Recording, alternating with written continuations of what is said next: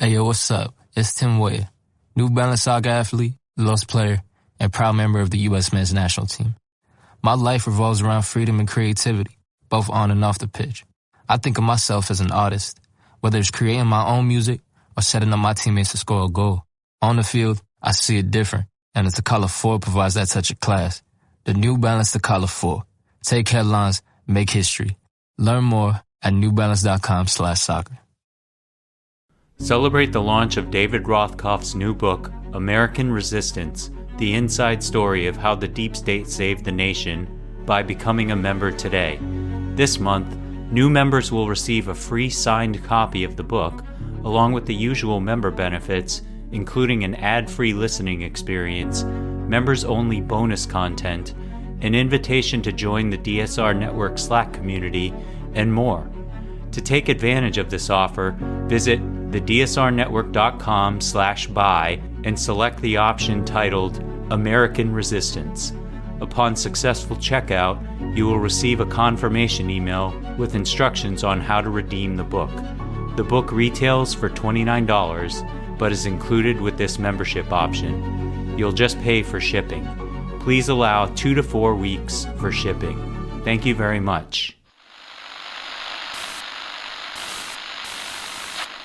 9, 12, 10, 28, 2, 23. This is Deep State Radio, coming to you direct from our super secret studio in the third sub-basement of the Ministry of Snark in Washington, D.C., and from other undisclosed locations across America and around the world. Hello and welcome to the latest edition of the podcast. I'm your host, David Rothkopf, coming to you from New York City because it's Thursday, the end of the week, and we are talking about politics. I'm also joined by Tara McGowan. She's the CEO and founder of Good Information and publisher of Courier Newsroom. How are you doing today, Tara? Doing really well, David. Got the jitters, the adrenaline and the jitters. Let's see if we can help that as we go on. We'll also be joined in a minute, as we are for all of these politically oriented podcasts up to the election, by Simon Rosenberg, who's the president of Indiana New Policy Institute. He'll be popping on in a moment. And we have a special guest, and our special guest is Cecile Richards. Cecile is the co-founder of Supermajority and the former president of the Planned Parenthood Federation of America. And so obviously one of the things we want to talk to Cecile about is the role that the abortion issue and women are going to play in the upcoming election. And to kick us off in that direction, Tara, first question to you. Sure. Hi, Cecile. Welcome. Hey, Tara. Yeah, good to see you. And David, good to be with you again. You too, especially in the very final sprint that we're in. So thanks for making time. So let's just dive into it. I have been watching with a lot of hope and optimism the extraordinary numbers of new registrations and early votes coming from young women in particular across the country. We've talked about the role of early vote a lot on this podcast and certainly Simon's Twitter feed that David lifts up. But that has been the segment of the population and the electorate that I've just been most excited about. And obviously think that it is in large part a reaction and a response to the Dobbs decision. And I'm curious if you think that it is going to be the surge that it looks like it could be and what that means for the midterms.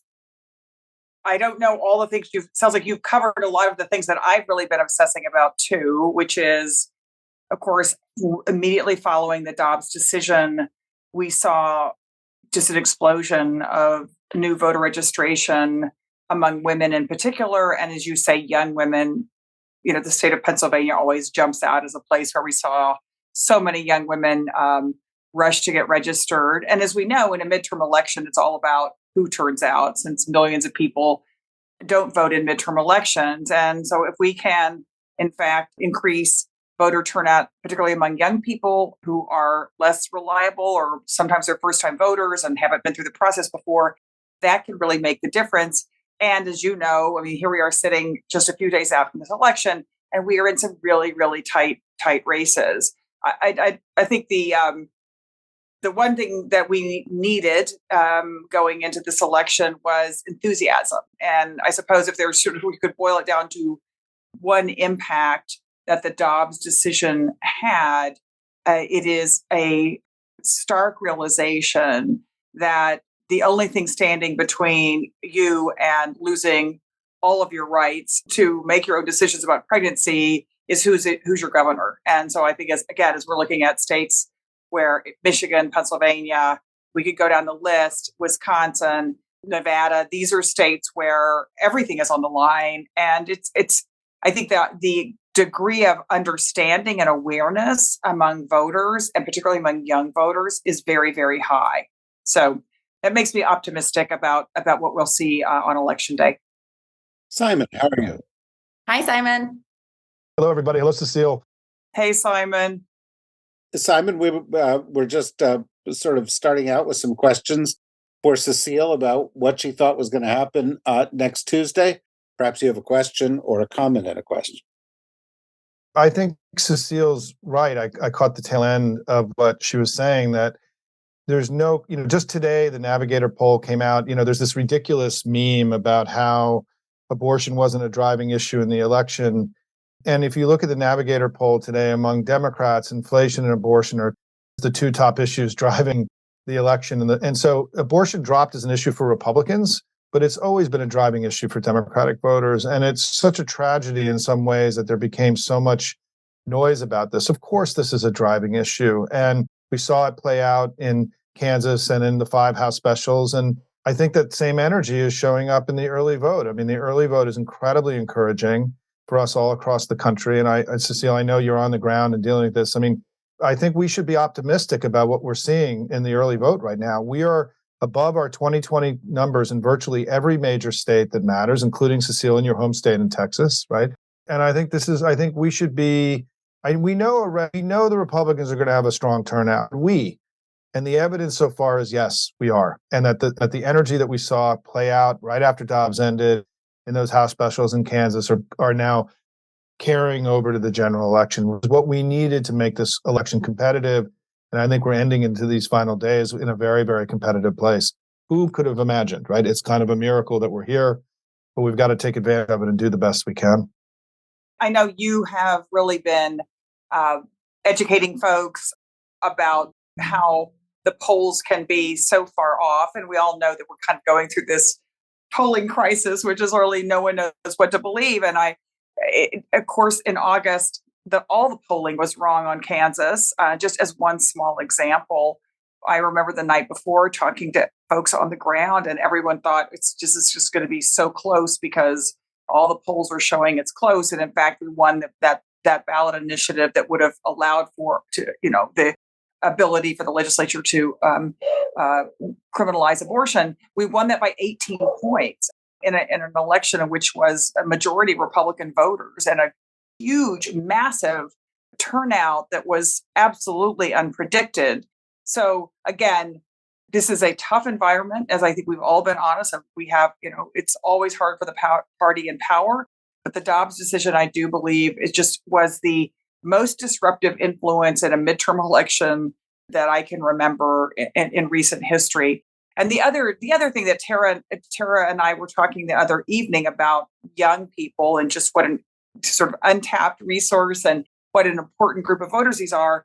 We also know that young women I believe in 2020 turned out 10 points higher than young men. And so I also believe that there was already a trend in this direction. I think the Dobbs decision, even though we know it is wildly unpopular with young men as well, this is not a popular decision with anyone, and particularly folks in sort of the reproductive years, but it is a real motivator for young women. Let me guess. Unknown caller? You could reduce the number of unwanted calls and emails with online privacy protection. The latest innovation from Discover will help regularly remove your personal info, like your name and address, from 10 popular people search websites that could sell your data. And we'll do it for free. Activate in the Discover app. See terms and learn more at discover.com/online privacy protection. No, I was just going to say, we have a newsroom, the Gander in Michigan, and Michigan is also just a really interesting place on this issue in particular, because they also have a ballot measure on the ballot that got unbelievable signatures to get it on the ballot when it came out. And that also led to unbelievable new registrations in the state that are much higher than other states. And I just read today from The Circle, which does a lot of research on the youth vote generally, that Michigan is up. The youth 18 to 24-year-olds in Michigan, the registration rates of new registrants is 38 points above where it was in 2018. 38 in Michigan. It's incredible, of 18 to 24-year-olds. So I really do think that the polls miss a lot of young people. They miss a lot of infrequent voters in their data. And so we really don't know what's going to happen. But I think Michigan in particular, abortion has never ceased to be the driving message there, which is really good for the three women at the top of the ticket, hopefully. But one thing that I was going to just sort of tack on to that part of the conversation was kind of the curiosity around this, because of the numbers that you mentioned in Kansas and the ballot initiative in Michigan. What's so interesting about it is that it wasn't about a candidate, right? So do you think that plays a real role with, let's say, older voters? So voters that aren't these 18, 24-year-olds that we're talking about necessarily, where they might not, be as strongly motivated to turn out on the issue if they have to then bring it down to the party or candidate level? Is it just easier on the ballot? Or can you speak to that a little bit? Because I'm really curious about that.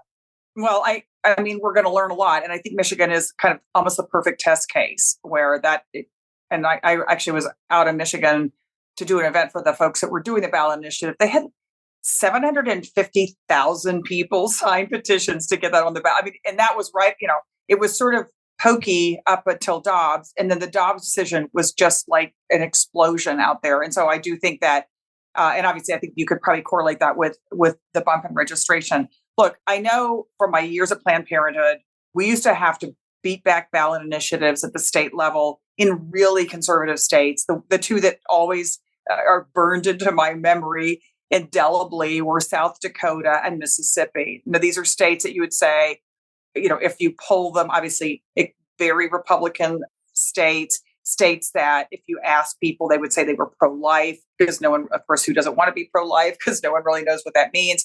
And yet in both of those states, we overwhelmingly beat abortion bans on the ballot that had been passed by the state legislatures.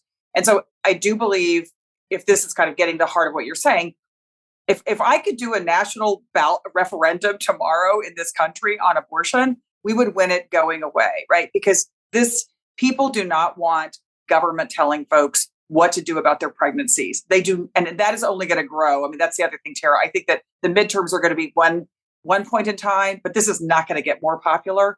I think the question is now, when you look at the two major issues being inflation, our motivating issues, and sort of what's in the mind of voters, inflation and the sort of extremism of the Republican Party. Interestingly, at least the research I've looked at is the number one group concerned about inflation are women. Why? Because they're the ones dealing with, trying to feed their family, keep their kids in school, take care of, basic necessities. And so I do think there are these sort of competing pressures there. I don't think it takes away the saliency at all of the issue of choice or of the right to make decisions about your own body, your own pregnancy. But I just do believe that women are kind of caught in a bind here. And of course, we know that women voters, maybe not younger voters as much, these new voters we're talking about, but women who have been basically bearing the brunt of now 3 years of COVID as caregivers, as teachers, as healthcare providers, as mothers, as daughters, right? This has been a tough 3 years. And of course, those are just the optics of this election, regardless of this topic. And I think just lastly to what you said, Simon, I do believe a year ago, I don't think any of us thought we would be in this place, given all of everything coming at us. And the fact that the Democrats are so competitive now in holding on to the United States Senate, maybe even adding a seat or two, competitive, really tough governor's races. This is, to me, a sign that there's energy out there that maybe isn't being completely understood. If you like Deep State Radio, You'll want to check out World Review with Ivo Dalder from the Chicago Council on Global Affairs. Each week, our friend Ivo, former U.S. ambassador to NATO, talks with some of the world's leading reporters and commentators from the Financial Times, Washington Post, New York Times, Politico, and Axios, to name just a few. Ivo and a rotating panel of journalists offer in-depth analyses and diverse perspectives on the week's most important emerging global news stories and why they matter. If you are hungry for more context on world events making headlines, and you're here listening to Deep State Radio, so we think you probably are, you might want to subscribe to World Review with Ivo Dalder wherever you get your podcasts. You can also watch a live recording of World Review every Friday morning at 10 a.m. Central at globalaffairs.org. One of the things we're trying to do here is provide people with practical guidance that they can use as they go out over the course of the next couple of days. And while talking about the trends is encouraging, part of that is helping people to visualize what happens if the Democrats don't prevail, if we lose in the House, if we lose the Senate by a couple of votes. If you were giving a brief message to the country, or you were giving talking points to people who are out there trying to mobilize people and say, you've really got to vote, what's the picture you paint of falling short?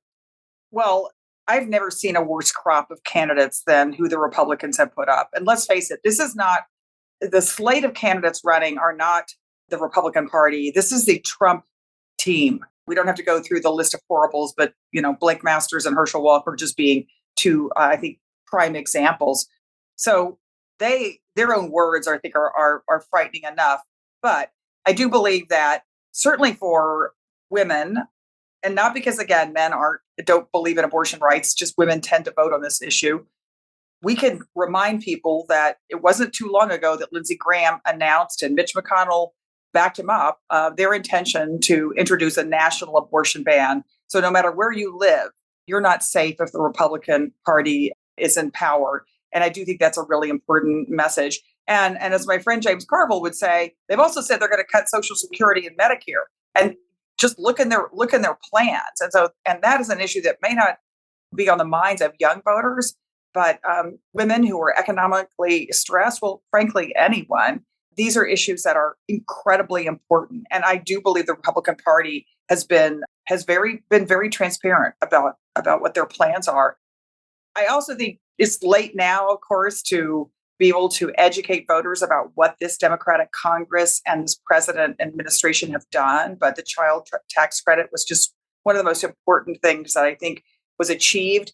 No one really knows that every single Republican who's running either voted against it or opposed it. So I think that we also have to really contrast what Joe Biden and what the Democrats have been working despite very little or really no partnership with the Republican Party. They have really been doing everything they can to get our economy back on track. 10 million new jobs created, lowest unemployment in 50 years.